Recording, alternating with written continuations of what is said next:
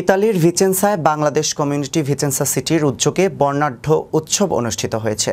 ইতালির প্রতিনিধি সজীব আল হোসাইন জানান, স্থানীয় একটি পার্কে দিনব্যাপী এই উৎসব ছিল নানা আয়োজনে ভরপুর। অনুষ্ঠানমালায় ছিল সাংস্কৃতিক পরিবেশনা, নৃত্য, গান, আবৃত্তি, প্রবাসী সমাজের অবদানকে স্বীকৃতি জানানোর বিশেষ সম্মাননা। সংগঠনের সভাপতি সিআইপি এমদাদুর রহমান চৌধুরীর সভাপতিত্বে ও সাধারণ সম্পাদক তারেক আহমেদের পরিচালনায় সংগঠনের কার্যনির্বাহী কমিটির নেতারা উপস্থিত ছিলেন।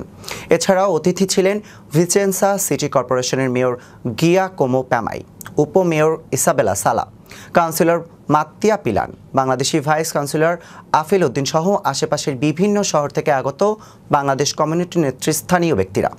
আয়োজিত অনুষ্ঠানে বাংলাদেশি শিল্পীরা একের পর এক জনপ্রিয় গান পরিবেশন করে দর্শকদের মাতিয়ে তোলেন। তাদের পরিবেশনায় পুরো অনুষ্ঠানস্থল প্রবাসী সংস্কৃতির উচ্ছ্বাসে মুখর হয়ে ওঠে।